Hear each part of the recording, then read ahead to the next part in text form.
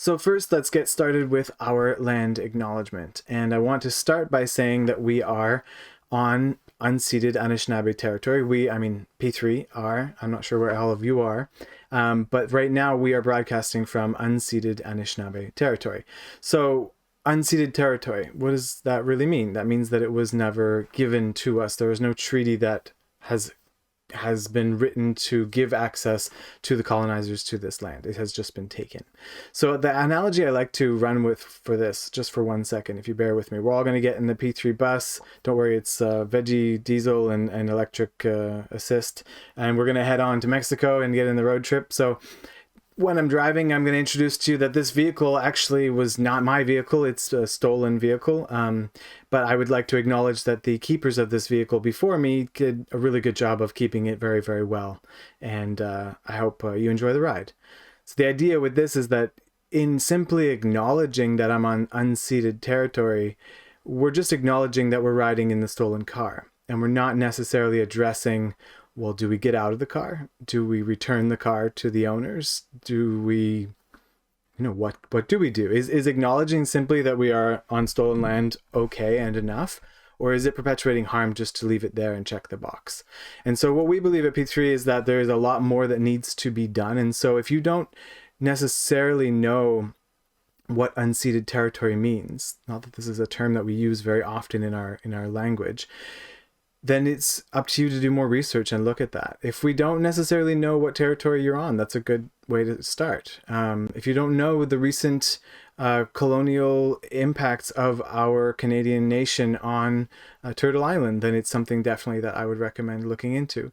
If you don't know that today, in fact, we can't begin reconciliation because reconciliation is a term that is used for, you reconcile debt or you reconcile a harm that was done. And these are all terms using past tense. Whereas today we are, with our taxpayer money, paying for paramilitary RCMP troops to go in and actually violently take land in the Unistoten, Wet'suwet'en territory to put through a new natural gas pipeline.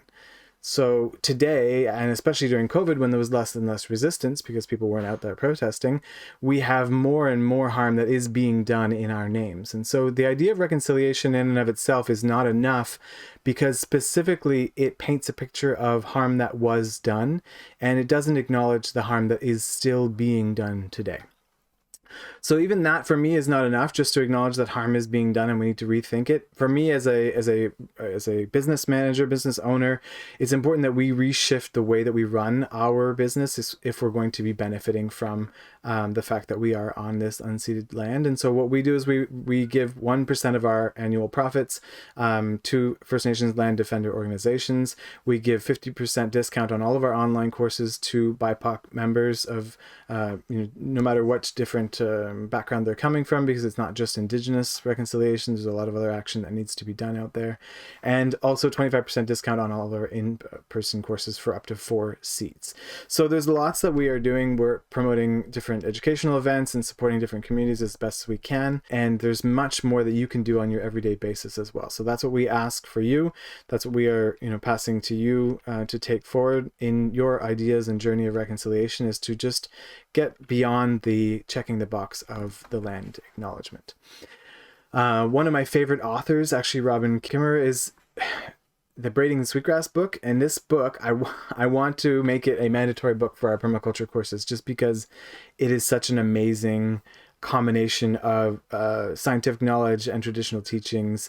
And she says, remember, we are all indigenous to the planet Earth and must be responsible for its stewardship and the care of all its living and non-living inhabitants. And that is something that for me, the permaculture journey has really become, is about understanding what does it mean to be a steward of the land. And that starts with observation and understanding of the ecosystems that we are in, but it also ends up being a connection and building a relationship with people, plants, land, animals, and so much more.